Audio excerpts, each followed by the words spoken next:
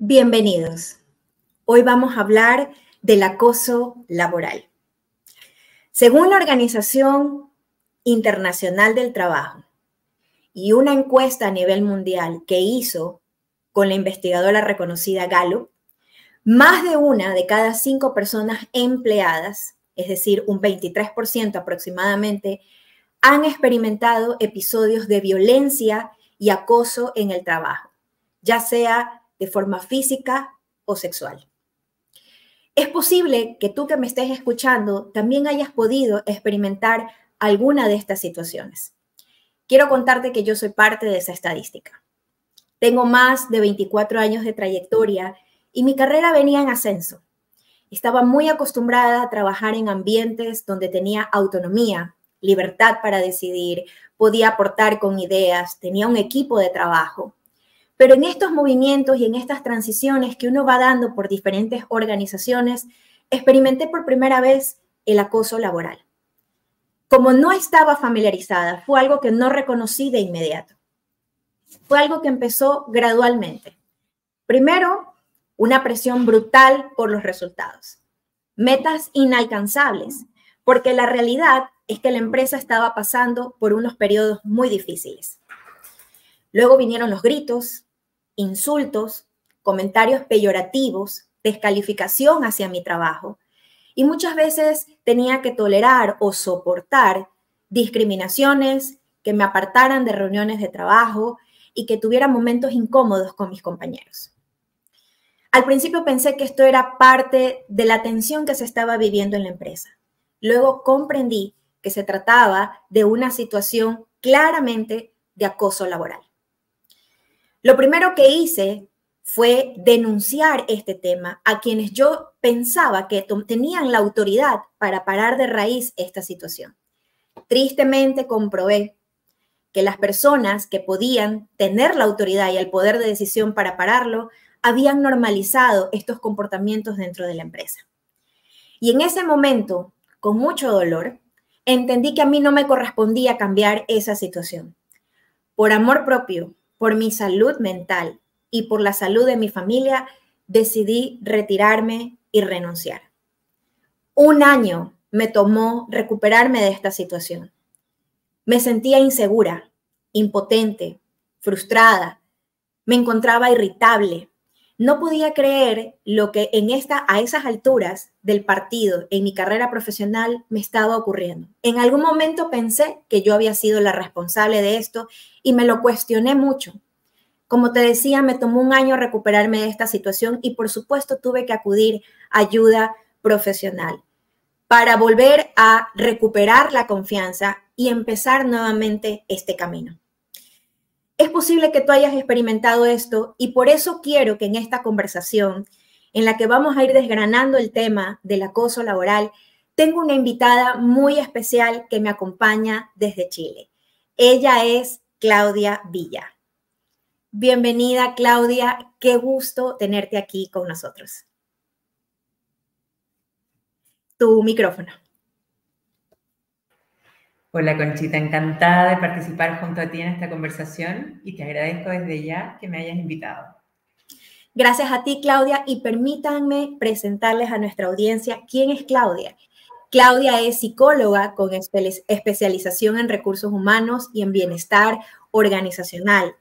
Ella también ha apoyado y ha gestionado temas de acoso laboral o mobbing, como es conocido dentro de las organizaciones. Claudia tiene 20 años de experiencia liderando organizaciones como Codelco o como LATAM Airlines en las áreas de formación y capacitación. Ella es experta en el diseño de gestión de universidades corporativas para el desarrollo de habilidades y competencias.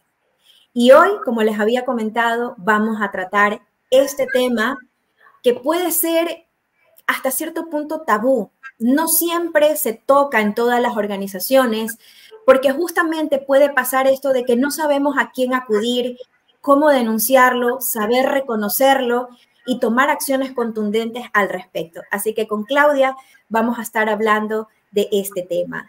Bienvenida y me gustaría empezar, Claudia, preguntándote, ¿qué es el acoso? y cómo se manifiesta en las organizaciones? Por supuesto que sí, Conchita.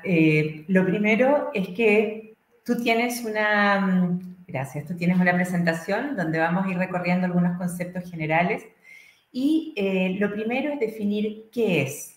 El acoso en las organizaciones está definido como el comportamiento de atentar contra la personalidad, la dignidad y la integridad física o psíquica de un individuo que puede poner en peligro su empleo o degradar el clima de trabajo. Ahora, tú decías a continuación cómo esto se manifiesta. Tiene principalmente tres maneras de manifestarse. Se puede dar entre pares, se puede dar cuando un líder es agredido por su equipo o también cuando un equipo agrede a alguien dentro de su equipo.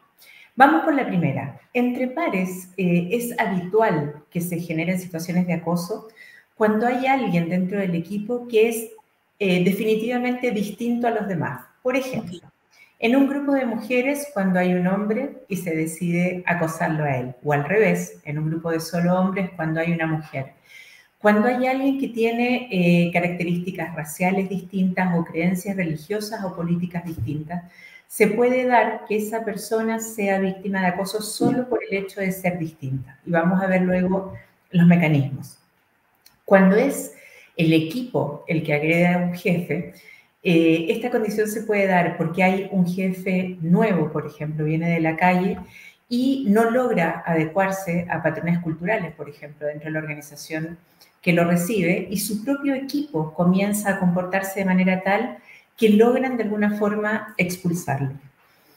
Y luego la última o la tercera manera es cuando es el jefe el que agrede a alguien que es miembro de su propio equipo. Esta es la forma más habitual en que se presenta el acoso en el trabajo y lamentablemente cuando hay un jefe que acosa a alguien de su equipo es porque de alguna forma también esa organización lo permite. Así que vamos a hablar un poquito más en detalle respecto de esto en un momento. Y Claudia, allí me surge la primera inquietud, porque como tú dices, lo que normalmente conocemos es que podría ser ese líder, esa persona que es responsable de un equipo de trabajo, que empieza a presionar y empieza a acosar a alguien de su equipo. Posiblemente no suene tan común cuando más bien el equipo empieza a tomar una postura, como tú dices, para algún líder que es nuevo, alguien que del equipo viene de otra cultura, de otra organización, y empiezan a hacer como esta presión social. Y otra cosa que no es tan común podría ser, y algo que me llama la atención, es que un poco generando conversaciones con colegas del medio, se piensa que el acoso laboral principalmente afecta a las mujeres. ¿Qué opinas tú de esto? Mira, entiendo que hay encuestas que dicen que así es. Cuando uno pregunta qué es lo que pasa o quiénes son las personas sujetas de ser víctimas de acoso, las mujeres salen en primer lugar. Sin embargo, también es cierto que en esas mismas encuestas se comenta que mujeres y hombres en distintas proporciones son víctimas de acoso. Lo que sí es cierto es que en general cuando uno pregunta, las encuestas dicen que la mayoría de las personas opina que los hombres por sí solos no son tan acosados como las mujeres. Ok. O sea que, pero en el fondo podría decir, Claudia, que aquí no hay un tema de distinción de género. Sin embargo, por esta creencia y también una situación cultural, sobre todo en Latinoamérica, como tú bien indicas, los hombres por sí solos no podrían ser acosados, pero normalmente hemos visto mayores ejemplos de comportamientos negativos en las organizaciones hacia las mujeres. Sin embargo, esto no significa que sea algo que solo les ocurra a nosotras, sino que no hay un tema de distinción en este caso. Absolutamente. Puede ser que sea más visible en el caso de las mujeres también. Y como tú bien dices, hay un tema cultural, en este caso, en la zona en que nosotros habitamos, porque todavía tenemos empresas que son muy jerárquicas o de administración también muy machistas. Sin embargo, eso no significa que no haya hombres que sean sujetos de estas situaciones. De acuerdo. Y avanzando un poquito en el tema, Claudia, veamos estas características centrales del acoso. ¿Cómo lo empezamos a reconocer? ¿Cómo se empieza a ver? ¿Qué forma tiene dentro de las organizaciones? Mira, normalmente una situación de acoso comienza de una forma muy paulatina, muy gradual, donde se van manifestando ciertas microagresiones de parte de un agresor a su víctima, y estas microagresiones van siendo sostenidas en el tiempo. ¿Qué es lo que ocurre? Que la víctima en un comienzo no logra reconocer si esta microagresión es realmente algo simpático, un chiste, una broma, que luego se va deformando y va creciendo en el tiempo en la medida que el agresor detecta que la víctima es capaz de aguantar.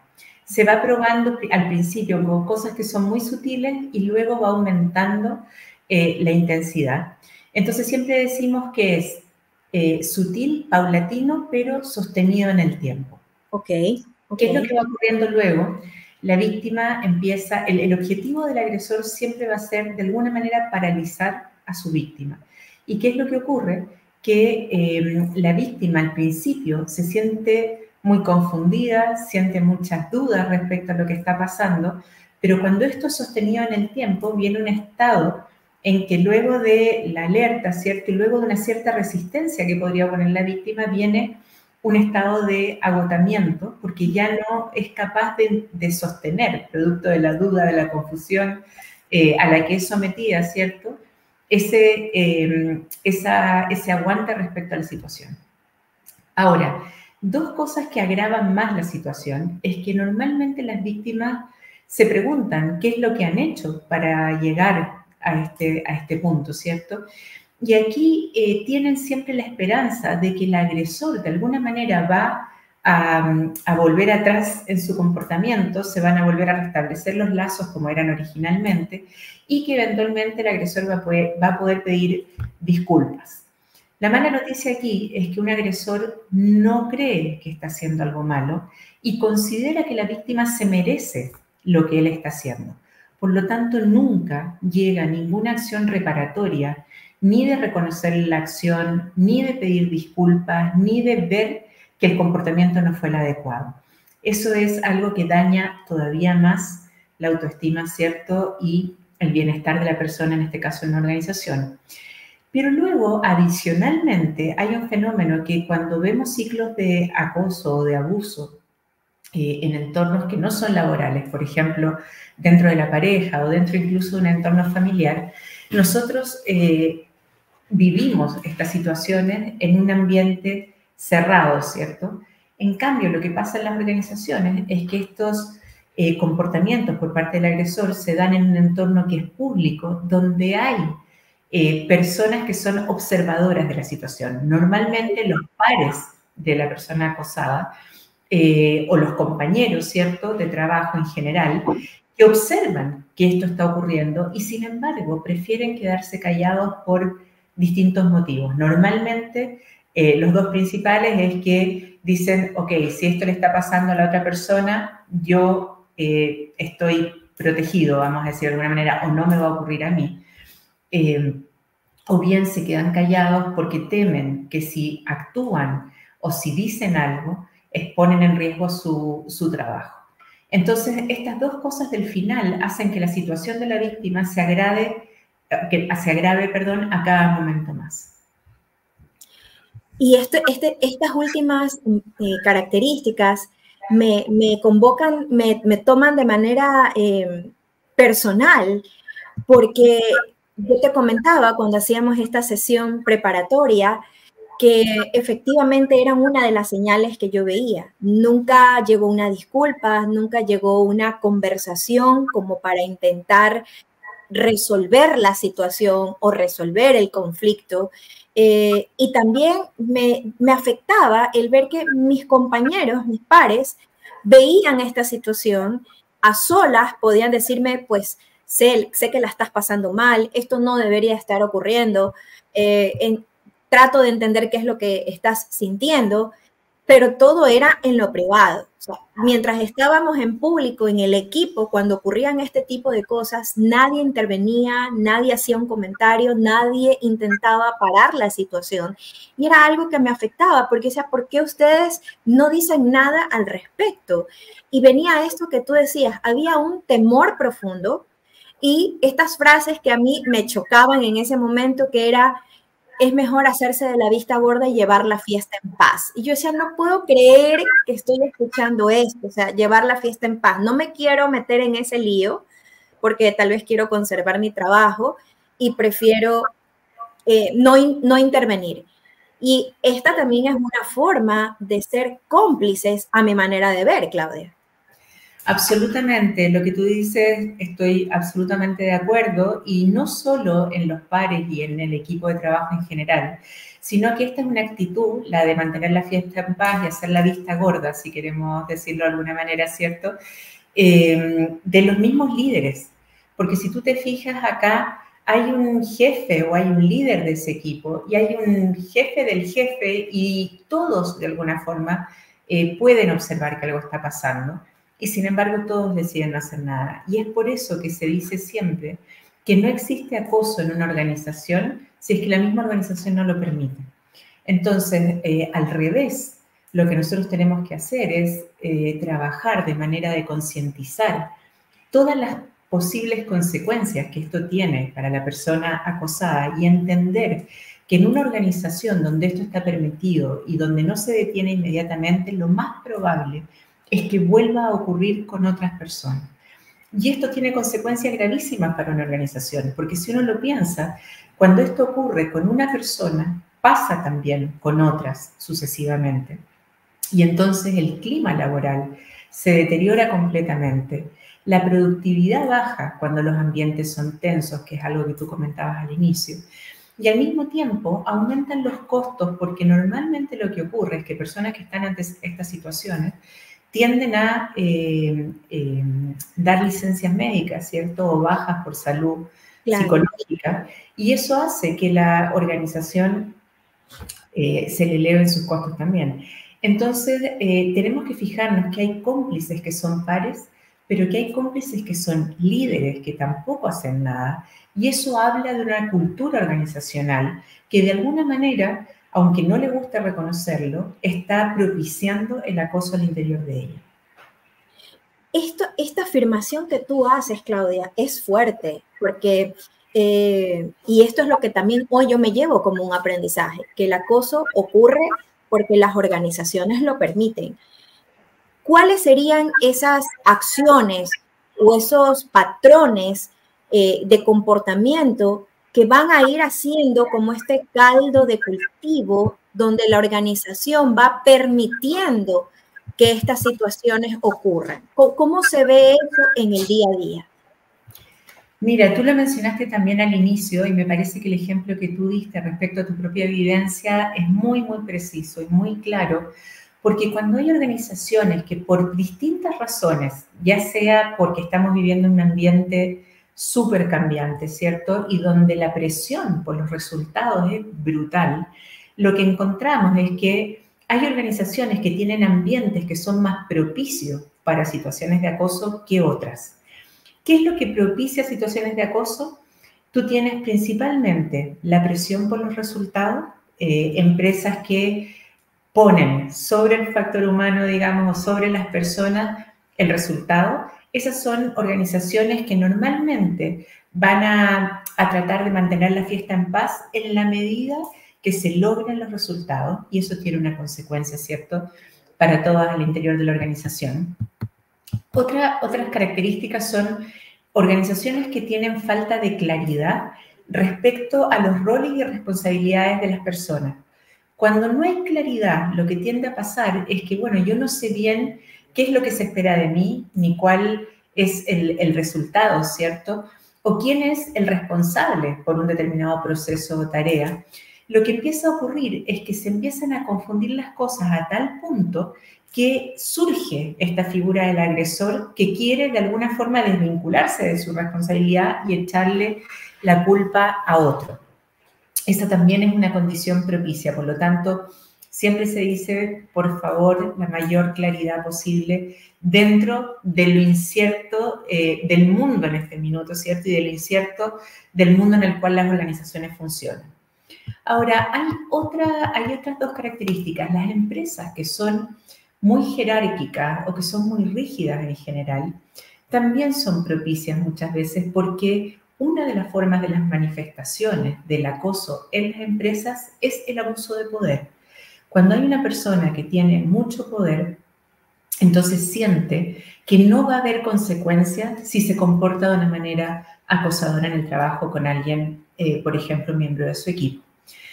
Y finalmente hay otra situación, es una variante, digamos, del primer ejemplo que daba, pero hay algunas organizaciones que actúan como exprimidores. ¿Qué significa esto?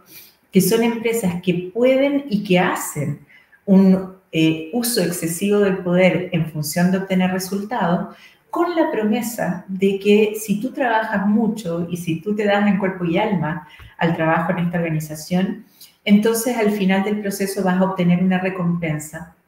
Y existe una manipulación donde al trabajador o trabajadora se le dice que si se esfuerza muchísimo, luego va a ser reconocido, promovido, etc.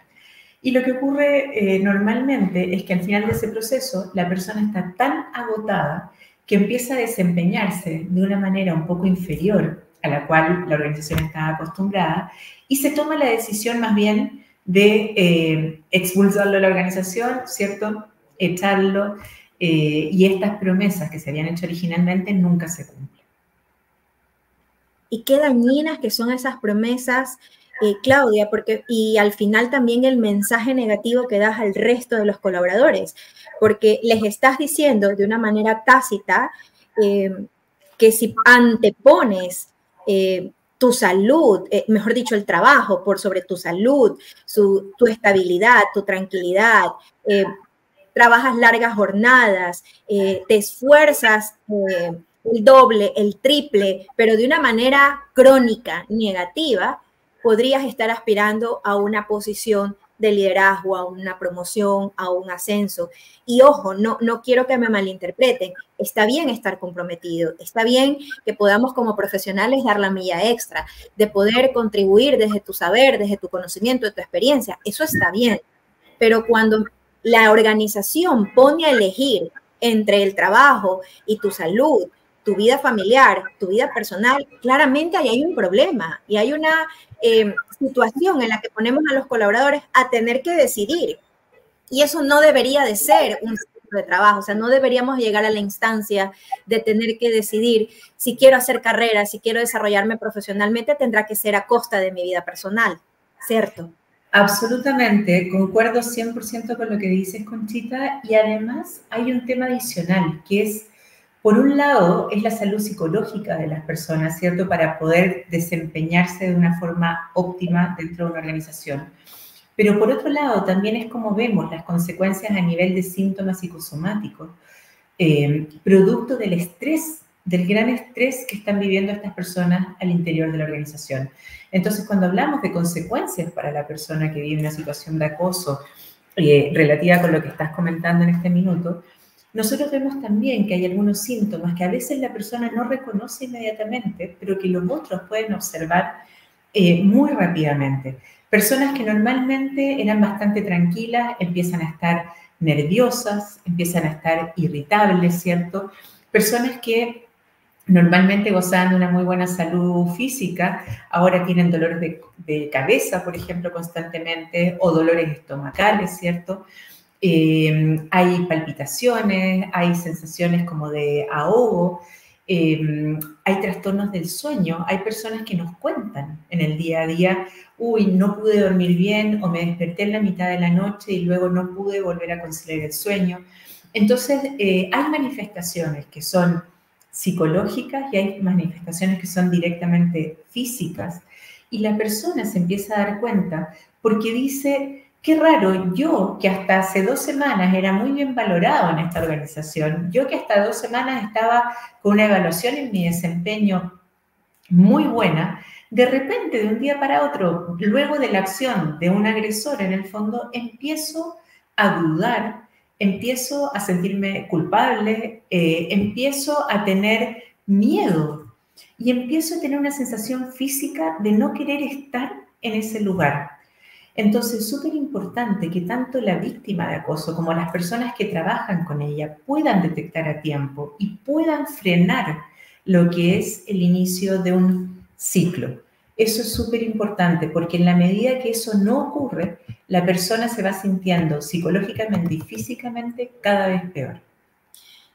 Totalmente me identifico con esto que comentas. En su momento, hace ya más de una década, este agotamiento físico, mental, la poca energía, las ganas de ir a este sitio de trabajo donde tu integridad, tu autoconfianza se ve minada, amenazada.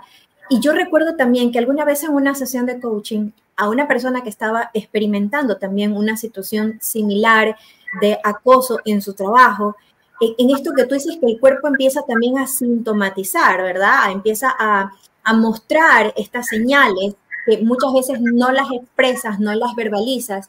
Ella me decía, esto de no poder hablarlo, de no tener con quién compartirlo, de no poder denunciarlo, porque claramente ella no quería perder su trabajo, ella vivía siempre con afectaciones en su garganta. Siempre tenía problemas respiratorios, de un momento a otro se quedaba sin voz o tenía disfonía, y siempre estaba con esta situación. En el momento en que ella toma la decisión de denunciar lo que estaba ocurriendo y armarse de valor, porque se requiere valor y coraje, Claudia, y quisiera que profundizáramos un poquito también en esto, cuando ella se arma de valor y toma la decisión, eh, empezó a ver, por supuesto, primero una notable mejoría, una sensación de alivio, por supuesto una preocupación natural de, bueno, me voy a quedar sin trabajo, ¿cierto? Porque nuevamente el sistema organizacional no estaba apoyando la versión o la denuncia de esta colaboradora y finalmente el agresor queda ileso, no hay consecuencias para la persona y la persona tuvo que retirarse, en este caso la víctima. Pero me decía, estoy recuperando mi voz, estoy recuperando mi salud y ahora entiendo que todo eso que me pasaba en este periodo, que yo vivía enferma, que no podía hablar, era producto de estos sentimientos de impotencia. Absolutamente, pasa de esa forma y muchas veces lo que ocurre, y en la mayoría de los casos es así, es que las víctimas se dan cuenta de que están siendo víctimas de acoso, en este caso laboral, muy tarde. Les cuesta mucho tiempo reconocer qué es lo que pasa. Y por eso es tan importante la labor que hacemos dentro de las organizaciones, porque en la medida que vamos psicoeducando, en la medida que vamos informando y conversando sobre estos temas, es que puede haber mejora, ¿cierto?, también dentro del clima laboral de la organización y por supuesto mayor bienestar. Ahora, lo que tú comentas es muy importante porque muchas veces, hasta mucho tiempo después, las víctimas de acoso no logran entender que esa manifestación física fue producto de esta situación tan extrema que les toca vivir. ¿Por qué digo extrema? Porque los acosos nunca son ligeros, nunca pasan como desapercibidos, nunca vienen y se van sin dejar secuela, sino que normalmente cuando una persona es víctima de acoso en el trabajo, esto tiene una secuela que dura un tiempo importante. Es lo que tú comentabas al principio, hasta un año después, y en el caso de algunas personas, muchos años después. Así es. Tomar contacto con una situación que le evoca o que le recuerda el lugar donde fue acosada, todavía tiene estas manifestaciones físicas, todavía puede tener palpitaciones, todavía puede tener temor, todavía puede sentir mucha ansiedad de enfrentarse a algo que le evoca o que le recuerda esa situación de acoso que vivió. Ahora, tú mencionaste el tema de poder hablar respecto de esto. Y acá hay una cosa que es bien importante. Cuando una víctima de acoso se da cuenta que algo está ocurriendo, ¿cierto? Toma conciencia de que algo fuera de lo normal o que no era así antes empieza a ocurrir. Tiene tres mecanismos centrales, digamos, para abordar esta situación. Cualquier ser humano debería adoptar alguna de estas tres comportamientos. El primero es someterse porque siente que no hay escapatoria, porque no tiene la posibilidad de renunciar a su trabajo, ¿cierto? Y continúa adelante con su vida lo mejor que puede y dice, voy a ir a ver a un psicólogo para que me apoye o voy a ir a ver a un psiquiatra para que me pueda recetar algún medicamento que me permita continuar en esto de la forma mejor posible y voy a rogar con que con el tiempo esto se termine, ¿cierto? Esa es la primera reacción que una persona podría tener.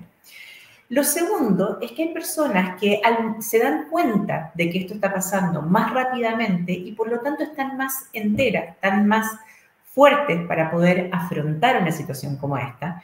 Y en este sentido fue lo que tú hiciste en el relato que hacías al comienzo. Y uno dice, voy a ir a través de un conducto regular a buscar apoyo, ¿cierto? O ayuda o a contar y hablar respecto de mi caso.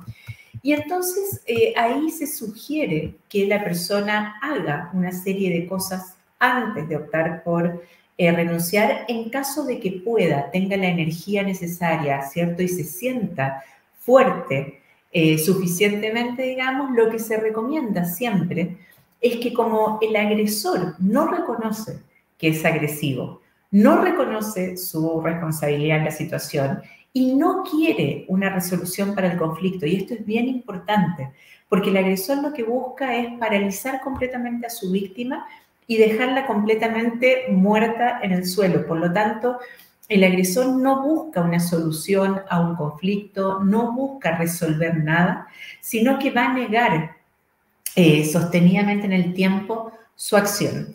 Entonces, ¿qué es lo que se recomienda siempre que haga una víctima de acoso en el trabajo cuando es sujeta de una situación como esta? Es primero identificar la situación lo más rápidamente posible, ¿cierto? Okay. Mientras está en condiciones de luchar, lo primero es buscar apoyo dentro de la organización y hacer exactamente lo que tú hiciste, hablar a través de los canales formales, entablar alguna conversación con personas del equipo de recursos humanos o de personas de su organización, ¿cierto? Hablar con pares y explicar qué es lo que uno está viviendo. ¿Por qué? Porque el agresor lo que busca siempre es aislar a la víctima, hacer que se sienta completamente sola en esto y que ella es la única que puede ver la situación y el resto no. ¿Y qué es lo que logra el agresor con esto? Con el tiempo logra que sean cómplices de él los pares, otros líderes, otras personas de otras áreas, ¿cierto? Entonces lo que busca es aislar completamente y por eso una víctima en la medida de lo posible tiene que ir a buscar apoyo en otras personas y hablar de esta situación lo más rápidamente posible. Si no lo hace, corre el riesgo de quedar aislado. Y cuando hacemos recomendaciones para las víctimas que se dan cuenta a tiempo, otra cosa es buscar apoyo externo con psicólogos o con psiquiatras o con un coach, como tú mencionabas hace un ratito también, que nos pueda ayudar a sostener la mirada de la realidad que estamos viviendo. Que no nos confundamos cuando el agresor quiere que nos confundamos, que no dudemos de nosotros mismos, sino que seamos capaces de sostenernos lo más sólidos posible ante una realidad que está distorsionada. Okay. Esto es súper importante. Luego, la tercera reacción que puede tener la víctima es renunciar efectivamente a su trabajo. Cuando una víctima de acoso llega a hablar con nosotros, ¿cierto? Como psicólogos, como coach o como personas que podemos apoyarlas en este proceso, la primera recomendación que se hace es, si puedes renunciar, renuncia. Si puedes renunciar, sal de ahí. Porque lo más probable es que si esto se extiende en el tiempo, el costo que tenga para la persona es muy alta. Entonces, lo que tú hiciste fue exactamente lo que se recomienda, que es primero hablar al interior de la organización, hablar con gente de afuera, porque cuando uno cuenta esto afuera, la gente no puede entender que realmente estemos pasando por una situación así. Pero si está la posibilidad de renunciar o si está la posibilidad de en paralelo tener fuerza para postular a otros trabajos y cambiarse de trabajo, esta tercera opción es la más recomendable de todas. Y es la más recomendable y pareciera ser, y alguien podría pensar que es una recomendación impopular, pero nuevamente Si tú te das cuenta, y esto lo digo para nuestra audiencia, si tú estás experimentando un episodio de estos y te das cuenta que no te corresponde cambiar el sistema porque has hecho los intentos, porque has visto los mecanismos para pedir ayuda y es algo que está demasiado instalado, normalizado en la organización, es allí cuando la decisión más sabia y más sana es optar y priorizar por tu salud mental, por tu salud, por tu equilibrio, por tu balance, por cuidar tu autoestima y por supuesto proteger tu integridad. Porque mira, Claudia, que un poco la historia que yo contaba desde lo que viví llegó a un nivel de acoso psicológico, verbal, social, porque sí llegué a un momento de sentirme aislada porque efectivamente no validaban lo que me estaba ocurriendo, pero también debemos de tener en consideración que el acoso tiene muchas aristas y se torna mucho más grave y doloroso y traumático cuando estamos hablando de niveles de acoso sexual, por ejemplo, ¿no? Y allí hay otras instancias y hay que hacer otro tipo de escalamiento para poder abordar esta situación desde la mirada de la víctima, ¿cierto? Absolutamente. Y cuando hablamos de acoso sexual, vamos a decir que desde el punto de vista legal, hoy día, en general, en la mayoría de los países, el acoso laboral no está amparado en la ley. Es muy difícil probar o entrar en un juicio, por ejemplo, con una organización por acoso laboral. Sin embargo, el acoso sexual cada vez más es parte de la ley y por lo tanto en situaciones de acoso sexual nosotros tenemos una clara manifestación de abuso de poder, que es lo que hablábamos al principio, ¿cierto? Pero para las víctimas puede ser, aunque incómodo, más fácil de confrontar en una organización que el acoso laboral puro, digamos, que es psicológico y que estábamos conversando hace un momento atrás. Ahora, es una paradoja, ¿verdad? Porque mira que acá en Ecuador, dentro de la ley, está prevenir los riesgos psicosociales. Y cuando tú tomas este cuestionario, que puede ser una batería de preguntas estándar que la provee el Estado, o también tú puedes aplicar tu propia metodología para poder medir los riesgos psicosociales, dentro del cuestionario, de las baterías de preguntas, hay una que habla sobre el tema del acoso laboral, del acoso sexual. El tema sale a colación, pero es una paradoja que en la parte legal, efectivamente, un acoso sexual está penalizado y existe un cuerpo de leyes que ampara el poder llevar un caso como eso y en este caso tener una sentencia a favor de la víctima. Pero el acoso laboral, como tú dices, es como muy difusa. La línea a veces se borra porque en mi interpretación es una lucha de poderes entre tu jefe y tú, quién dice la verdad, si esa persona tiene más tiempo dentro de la compañía, tiene más experiencia, entonces se convierte en una lucha de poderes y tu palabra contra la mía. Tú estás inventando, lo que tú estás diciendo no es correcto, no hay cómo probarlo, justamente porque mencionábamos, Claudia lo decía, esto va sucediendo de manera sutil y gradual y de alguna manera siento que el agresor se cuida de no dejar como rastros, ¿no? O sea, cosas visibles que puedan ser identificadas por un tercero, ¿no? Absolutamente. Y ahí hay que hablar de las características de la víctima. La víctima normalmente es una persona muy, muy empática, muy sensible, muy trabajadora, muy responsable. En general, las víctimas tienen que entender que no es ni su culpa ni su responsabilidad haber sido acosadas o haber sido víctimas de una situación de acoso laboral.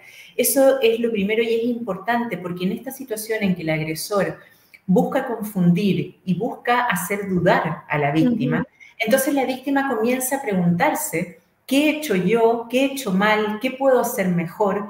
Y el problema es que el agresor no quiere que la víctima haga algo mejor, quiere que siga haciéndolo mal.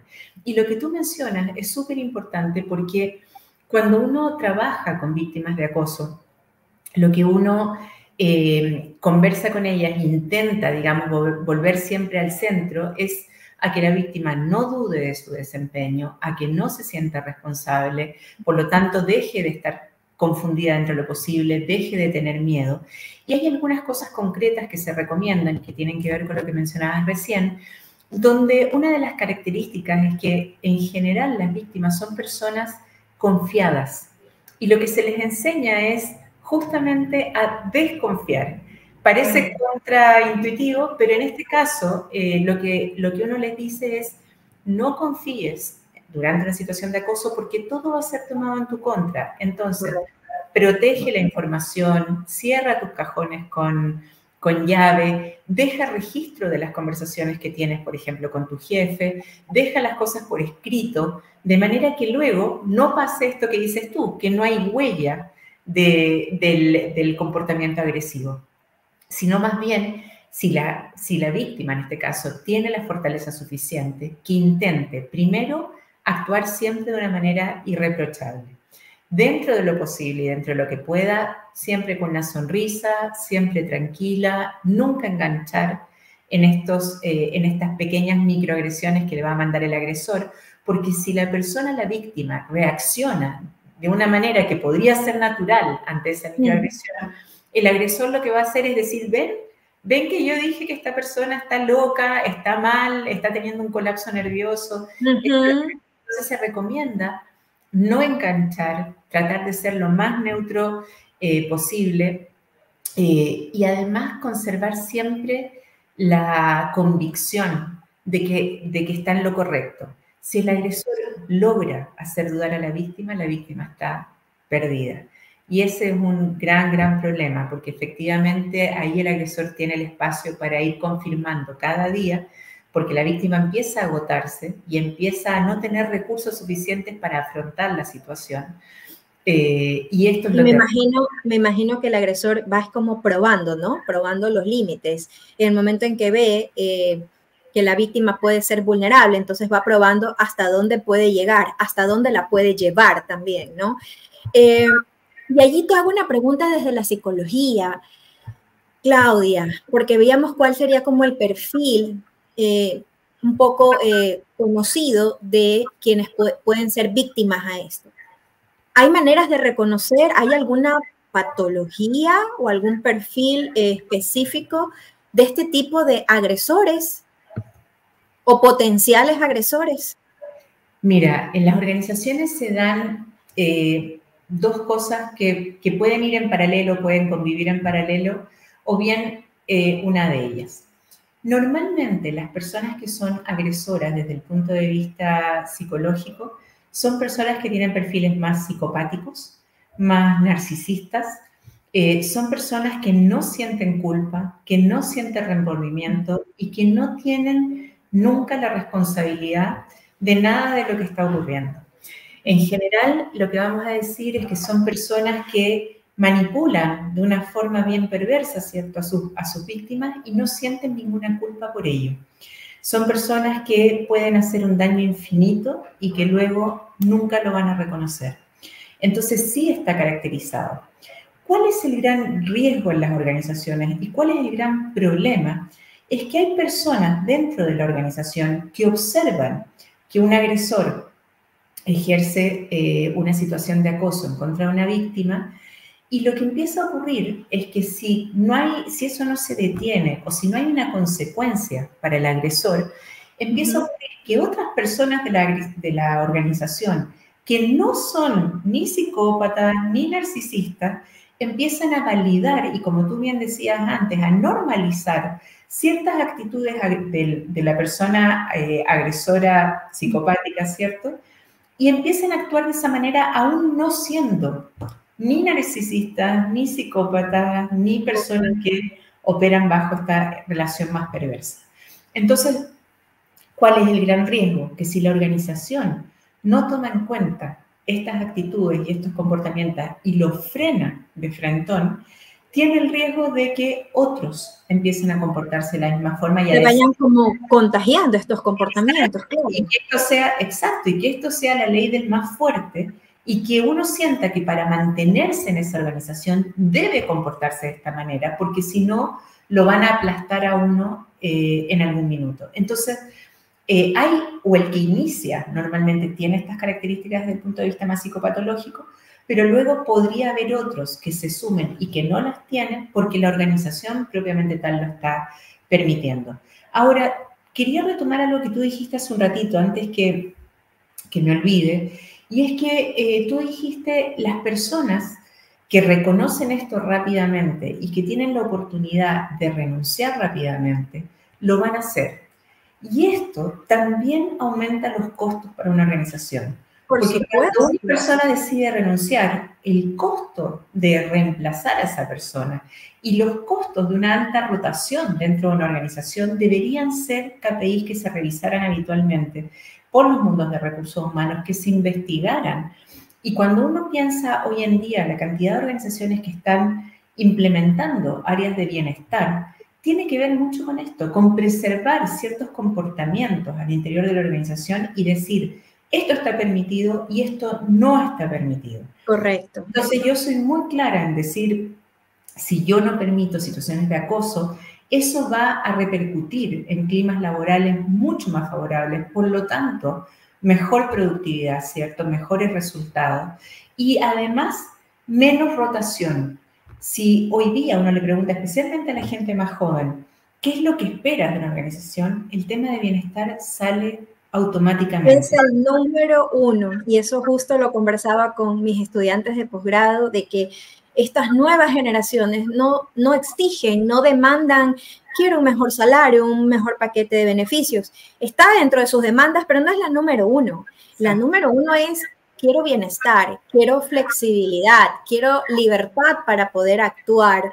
Normalmente suele estar en el segundo punto, cuáles son las oportunidades de desarrollo que hay para mí en esta organización. Y luego nos sentamos a hablar de sueldos, de paquetes de beneficios, etcétera. Pero coincido contigo, esto es lo que hoy demandan las organizaciones, mejor dicho, las nuevas generaciones laborales a las organizaciones.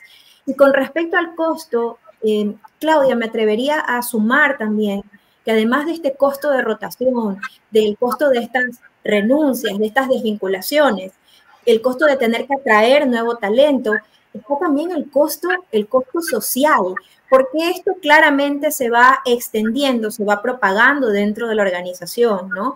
Empieza a generar un malestar colectivo y me atrevo a agregar el costo reputacional, porque si estas personas empiezan a comentar la experiencia que han tenido en esta organización, esto va afectando claramente también tu marca empleadora, porque ya vas diciendo, oye, en esa empresa no es como lo pintan, ¿ah? Aquí está pasando esto, hay este tipo de personas, hay casos de acoso laboral, cuidado porque no es la mejor oferta para ti. Yo lo pensaría 2 veces antes de entrar y esto se propaga.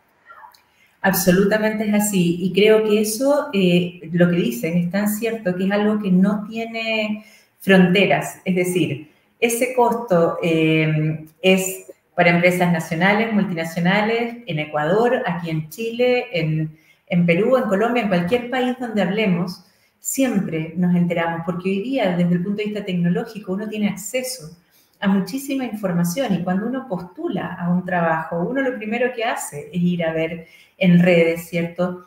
¿Qué información hay de esa empresa? ¿Qué es lo que dicen sus colaboradores?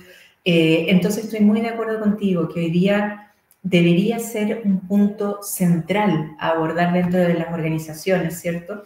Porque si yo sé que hay una organización que tiene demandas, por ejemplo, por acoso laboral, que uno puede revisar, entonces yo voy a tener mucho cuidado antes de aceptar una oferta laboral dentro de esa organización.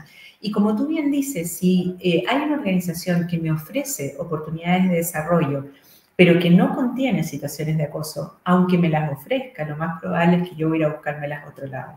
Así es, así es. Y aparte que esta información es pública y como tú bien dices, las redes sociales hoy, nos guste o no, porque esto tiene sus pros y sus contras, tiene la posibilidad de amplificar mucho más las malas noticias que las buenas noticias, ¿no? Entonces, esto también hay que tener mucho cuidado. Y para ir cerrando un poco esta conversación y pasar a unas preguntas puntuales que yo recibí en redes sociales previo a esta conversación que estamos teniendo ahora, ¿cuál debería de ser esas medidas concretas de prevención que se deben empezar a trabajar e interiorizar en las organizaciones, Claudia, para evitar, o yo lo decía en mi publicación, erradicar definitivamente el acoso de las empresas? Mira, yo creo, Conchita, que hoy día en todas las organizaciones debería haber equipos de personas tomando estas acciones, especialmente los líderes. Pero me atrevo a decir que dentro de las principales yo diría que la primera es, por supuesto, no permitir ni ser cómplice de ninguna forma de acoso laboral, ¿cierto? Y actuar siempre lo más rápidamente posible. Ya no está permitido en las organizaciones que queramos mantener la fiesta en paz o que cerremos los ojos ante situaciones que son evidentes de acoso laboral. Eso es lo primero. Lo segundo es que todas las organizaciones deberían contar con un reglamento interno que incluya cláusulas de protección, ¿cierto?, contra el acoso laboral. Eso me parece algo básico y, por lo tanto, contar con canales de denuncia, ¿cierto?, en caso de que estas situaciones ocurriesen. Velar por el respeto a cada una de las personas, ¿cierto?, y el cuidado de cada una de ellas al interior de una organización es un valor central. Respeto y cuidado por sobre todas las cosas, porque cuando esto falla es que se produce un ambiente propicio también. Luego, el trabajo interáreas me parece que es súper importante, el poder dar a conocer estas temáticas a través del trabajo conjunto entre áreas de recursos humanos, de comunicaciones, de la línea, de áreas de seguridad, de manera de conjuntamente hacer como un frente común en contra de estas situaciones. Cualquiera que detecte puede decir, ojo, que en esta área está pasando tal cosa, no me gusta, etcétera, y me doy cuenta. Ahora, para que eso ocurra, hay que entrenar a las personas, hay que concientizar respecto a estos temas. Y para eso debemos incluir dentro de los programas de formación, especialmente de los líderes, temas de contenidos de acoso laboral, como los que estamos conversando hoy día, contenidos, ¿cierto?, de resolución de conflictos. Recordemos que las situaciones de acoso normalmente surgen a partir de situaciones que son conflictivas o caóticas, como las que mencionamos antes, y contenidos de comunicación asertiva también. Recuerden que el agresor normalmente no quiere tener una comunicación abierta con la víctima.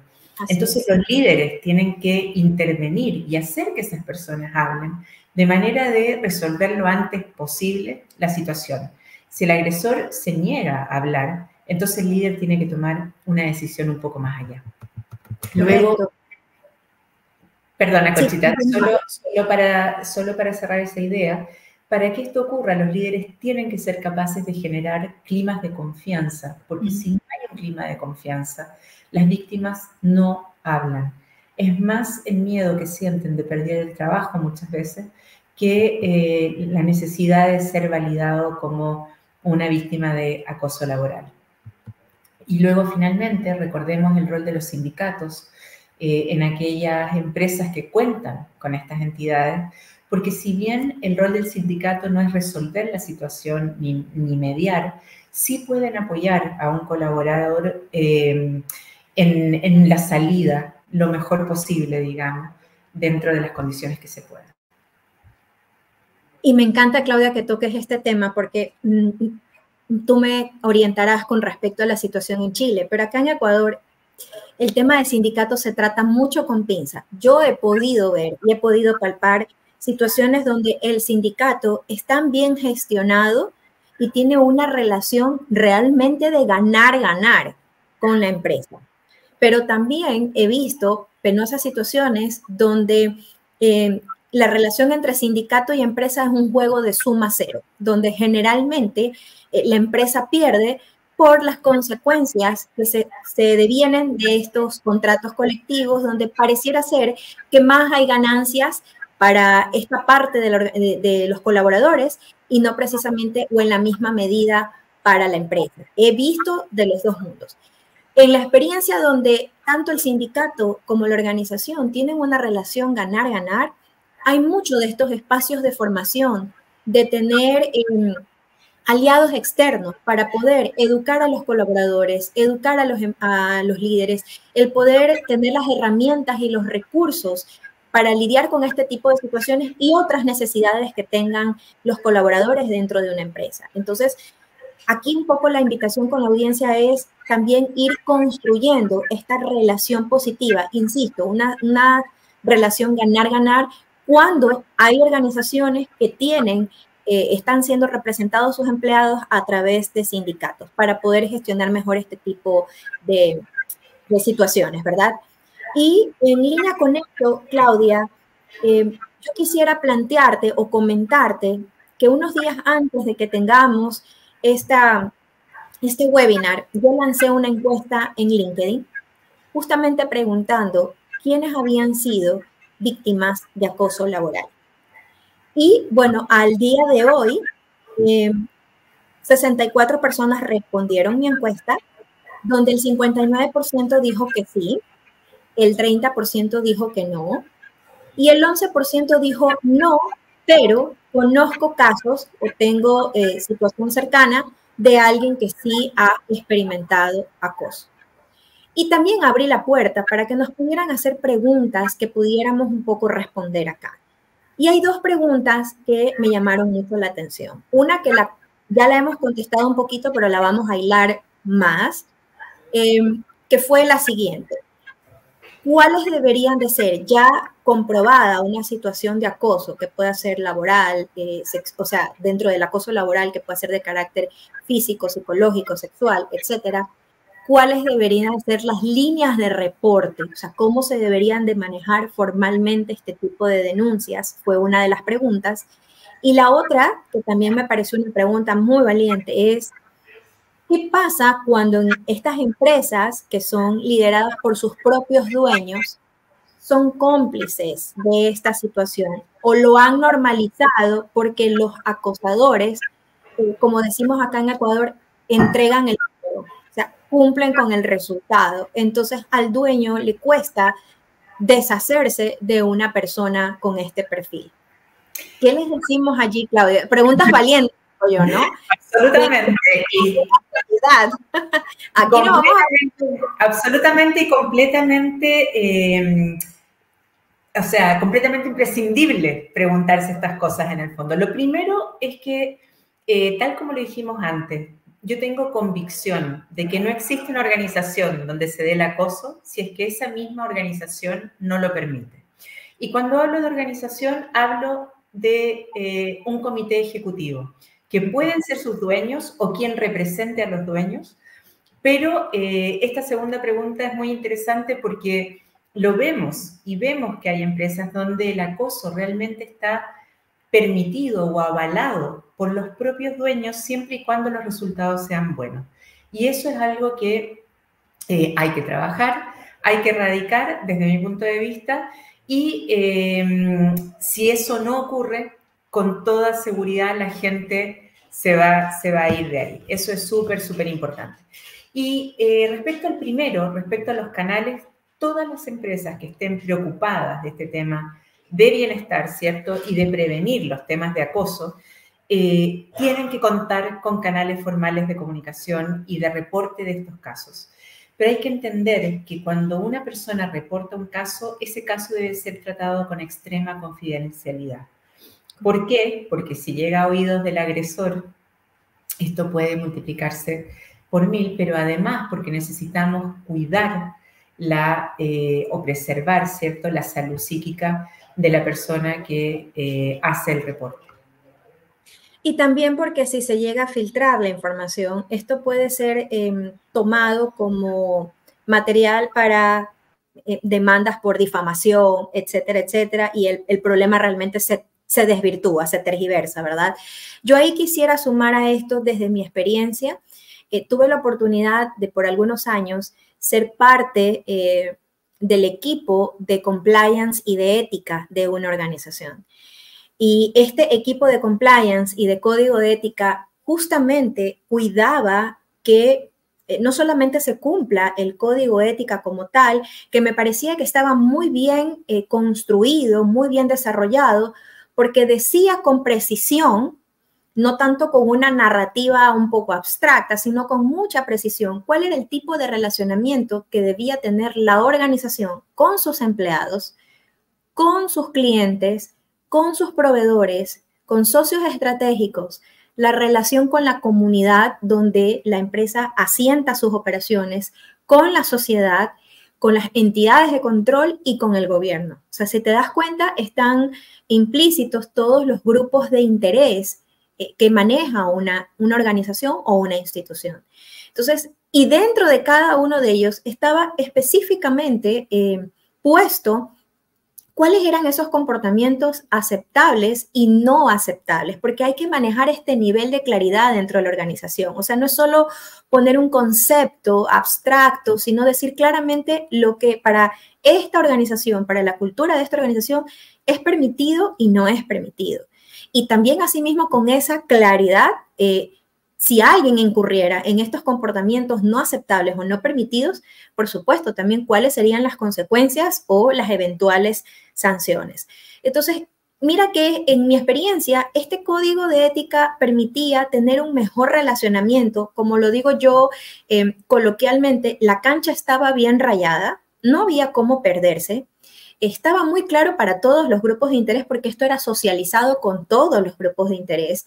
Y cuando surgían situaciones que podrían estar atentando contra el código de ética, claramente había una línea de reporte que podía ser telefónica, podría ser a través de correo electrónico, donde había un completo y blindado protocolo de confidencialidad para cuidar justamente que la información no se filtre, que las personas implícitas en este reporte, en este caso, no se enteren, o sea, no se fugue la información y que cuando sean convocadas para aclarar la situación se lo maneje con la mayor de las integridades, el respeto, la confidencialidad, etcétera, ¿no? Y luego, pues, por supuesto, esto se sometía a un análisis con un comité ejecutivo, como tú lo mencionas, y finalmente había, digámosle como un veredicto, una resolución, ¿no? Pero esto es súper importante que no sea una práctica solo de las grandes empresas, sino que esto es algo que lo puede hacer cualquier organización. Como digo yo, ¿qué se necesita? Voluntad. Voluntad y que los líderes se sienten a hacer la tarea de cómo cuidamos o cómo generamos estos espacios de comunicación para que en el eventual caso de que hubiera un comportamiento no aceptado, no tolerado, se tomen los correctivos a tiempo. Cuando digo yo, cuando todavía no hay bajas, cuando todavía no hay consecuencias negativas, ¿no?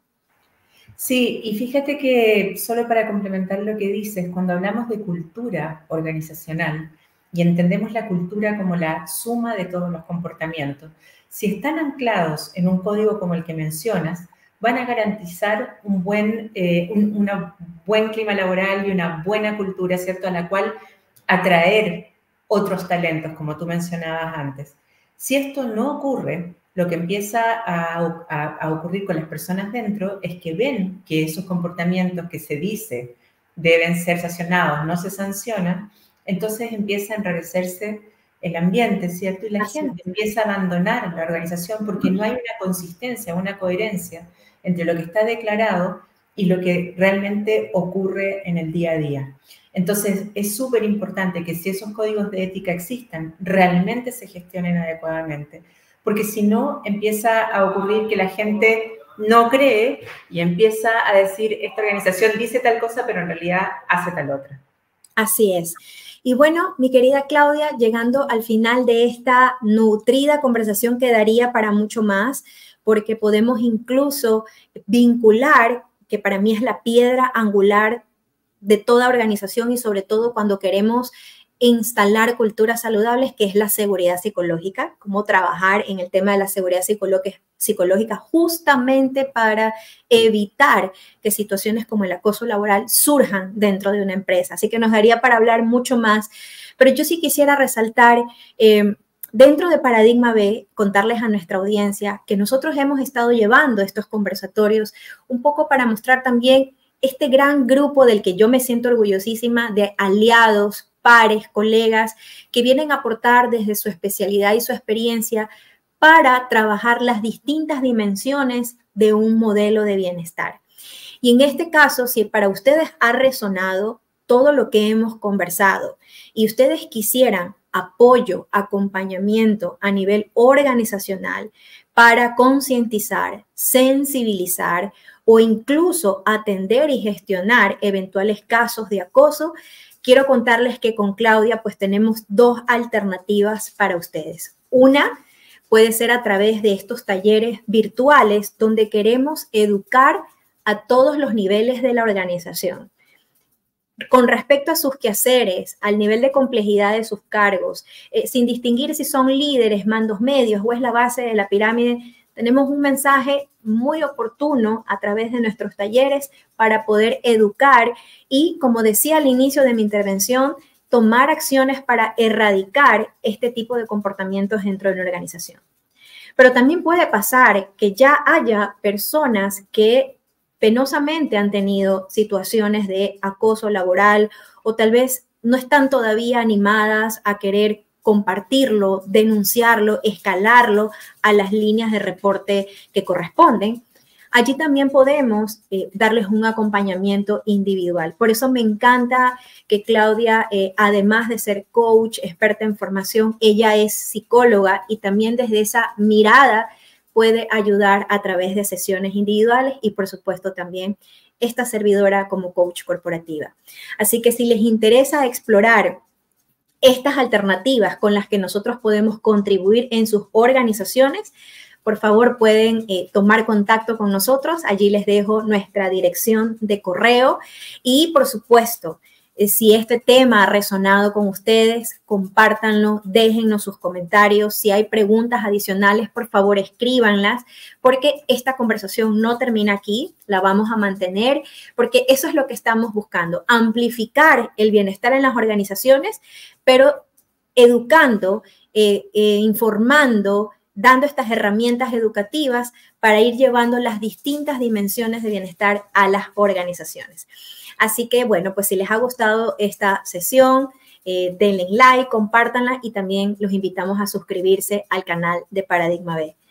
Mi querida Claudia, qué placer hasta que se nos hizo compartir esta sesión de aprendizaje. Yo te agradezco muchísimo por tu generosidad, por todo este tiempo de preparación y de poder, junto conmigo, educar a nuestra audiencia sobre el acoso, sobre las formas de prevenirlo. Y yo quiero simplemente dejar esta última lámina de lo que gracias a ti hemos aprendido el día de hoy. ¿Qué vimos en esta sesión? Hemos entendido, identificado qué es el acoso y cómo se manifiesta. También hemos hecho un recorrido con Claudia para entender cuáles son las consecuencias, tanto para las víctimas como para la empresa. Hemos hablado de ese costo emocional, individual, reputacional y, por supuesto, también ese costo financiero cuando perdemos el talento por causa de problemáticas como estas. Hemos hablado de cuáles son esas condiciones que se pueden estar dando dentro de la organización y que empujen o faciliten que se presenten situaciones de acoso. Hemos hablado también del ciclo del acoso, cómo se comporta el agresor, cómo se comporta la víctima, con qué fin, con el fin de que podamos identificar esto y cortar ese ciclo. Y hemos cerrado nuestra sesión hablando de cómo podemos prevenir el acoso empezando desde el liderazgo, porque pues entendemos que son los líderes, las autoridades quienes toman decisión y sobre todo son las personas que permean la cultura de una organización. Entonces, se requiere una participación protagonista, activa de parte de los líderes para prevenir el acoso en las empresas. Muchísimas gracias, Claudia, por todo y bueno, pues te dejo para un mensaje final. Nada, gracias a ti, Conchita, me ha encantado esta conversación. De verdad, soy una creyente de que es indispensable hoy día trabajar en estos temas, concientizar en las organizaciones. Creo que todos tenemos derecho a tener trabajos felices. Así, trabajos felices y dignos. Exactamente. Muchísimas gracias por esta invitación, Conchita, y quedo muy, pero muy atenta de seguir nuestra conversación. Así es. Muchísimas gracias a todos. Será hasta una próxima oportunidad. No se despeguen de Paradigma B porque vamos a seguir amplificando y llevando nuestro mensaje de bienestar a las organizaciones. Que estén muy bien. Hasta pronto. Chao, chao.